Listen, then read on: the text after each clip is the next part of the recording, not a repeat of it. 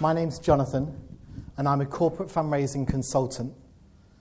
And I help charities create partnerships with companies so they can raise more money and change even more lives and gain other benefits like profile and volunteers. And in particular, my key strategy is showing charities how they can create game-changing corporate partnerships to help change the world.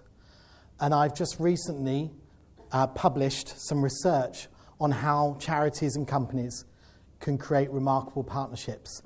And that is with the help of Karen, my fellow KPI, and her company to design this brochure, which is bringing me lots of new prospects. Now, I have worked in the charity sector in corporate fundraising for over 14 years.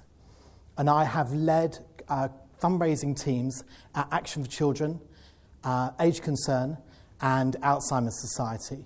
And at Alzheimer's Society, my fundraising team grew fundraising income from 4 million to 16 million in 4 years.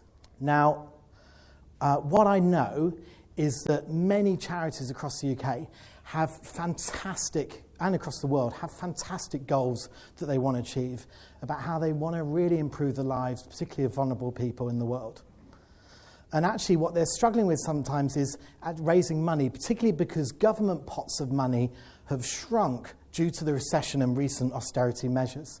So they're looking for new areas where they can raise money. And many of these charities are actually looking to create corporate partnerships. They see the potential of corporate partnerships.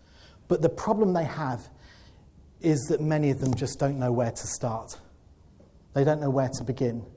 And also when they do begin, they therefore then blunder in and really make quite blunt introductions to companies, often maybe coming across as having this really huge begging bowl down on their knees asking for money. And you know, it's like they're putting themselves as charities down there and the companies right up here and putting themselves down.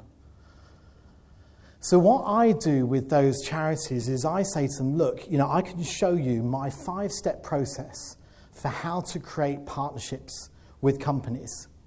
And in particular, the first step I say to them is your really key goal is to absolutely inspire the boots off of that company about how your charity is changing lives, really improving lives of vulnerable people, and how together you and that company can absolutely change the world.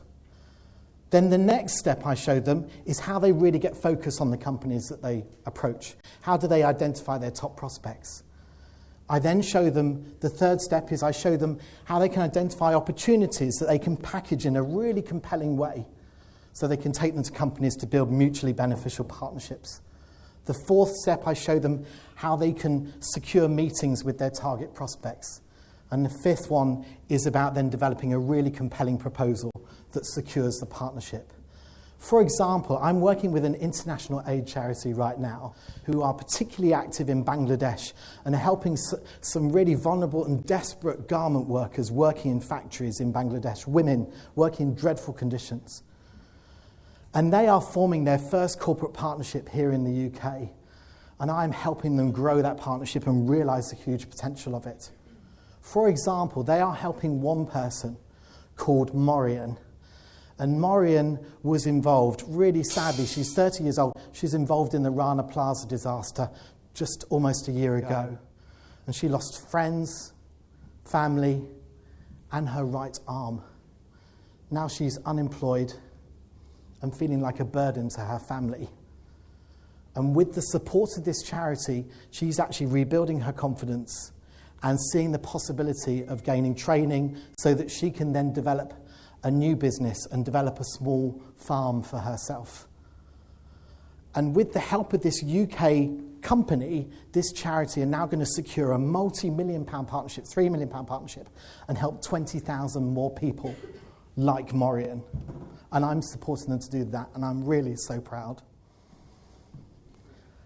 My goal is to help more charities and companies partner together so that we can solve some of these big problems that face us as a society.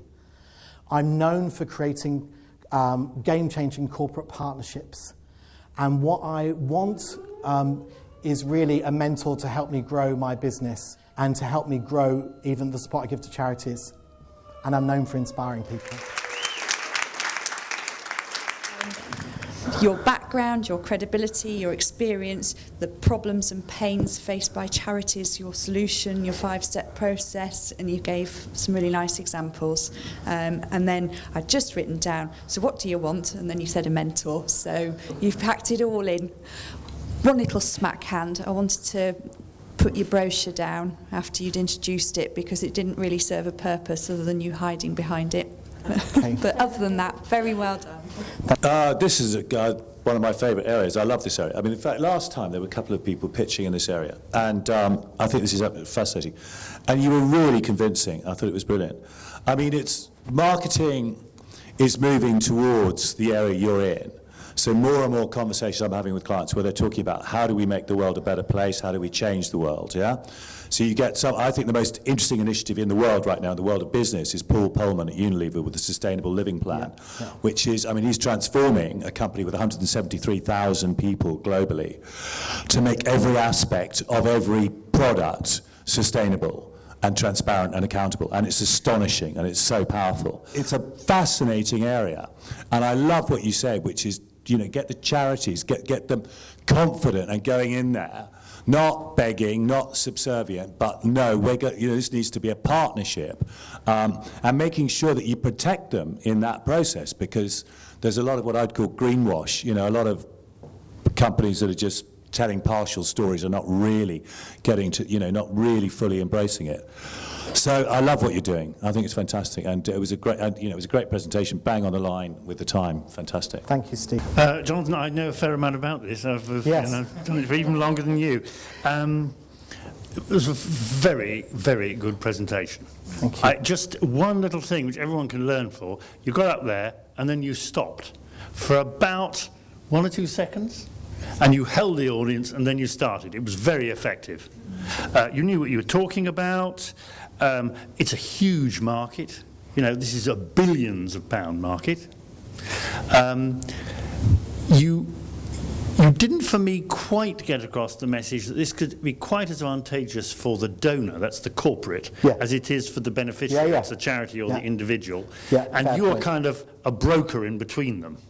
And you use this word consultant. The word consultant in the charitable world, I think we slightly run for cover when we hear the word consultant, because we kind of think of Big Bill for quite a lot of waffle. I'm sure that's not the case in your case, but it's a point to be aware of. But a very, very good presentation. One other little point. I thought your 5-step process was a bit too slick. I think there's something a bit sort of, I didn't quite trust it. And what you've got, you're a thoroughly trustworthy guy, and I really liked it. Very well done. Okay. One question, did he hit the issues they have to address, though, in that 5-step process? Is it all the things he talked about in the... They are the issues. They ask yourself. So you could have just said, look, here's the problems I solved for them. It was, I thought it was clear and compelling and generated an emotional response. Anything one would want from a pitch, I think, came through on that. Just a couple of points from me. I would have been a bit clearer about 3 things, I think. One is exactly what charities am I targeting? It can't be everybody. It must be a particular size and what have you. How much do you charge them? Is it a success fee or is it whatever it is? I don't know. But what do they have to pay for it? If I was wanting to introduce you to a charity, if he wasn't here and I wanted to introduce him, I'd want to know how much you'd charge. And just a little bit about, is there anybody else in this same game and why are you better than them? If there is anybody, I really don't know. And for me, and I'm not sure about this, but that story at the end, compelling though it was about the lady, the girl you were helping and so on, I thought that would have been better earlier in the pitch.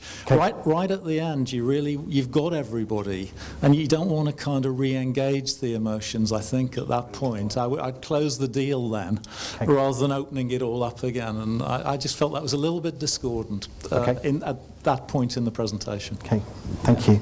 I agree. You totally had me at about the 4-minute mark, and anything was going to close the deal at that point. Yeah. You went slightly over time, but you also didn't stop at all when the mic cut out in the first 30 seconds.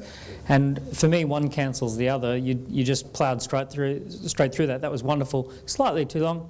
Who cares? As far as I'm concerned. The last pitch was Karen's, and for me, I was a bit confused with myself as to why didn't I give that one a 10, and the other guys gave it a 10 and I gave it a 9, and for me what was missing was this big mission or emotional heart thing, and then you came up here with this massive big mission, and straight away I was like, wow, this is really compelling. And the problem with a big mission, when most people pitch to me about their big mission, change the world, game changing, all those things that you said, for me it doesn't ring true with credibility and believability, but you just came across as truthful, credible, grounded, real, and it was an exciting proposition. And that pitch left me feeling really inspired, head, heart, gut. I felt really inspired, so thanks. Maria with a 10. 9 with Steve. 9 with Sir Tom. 9 with Mike Harris. And 10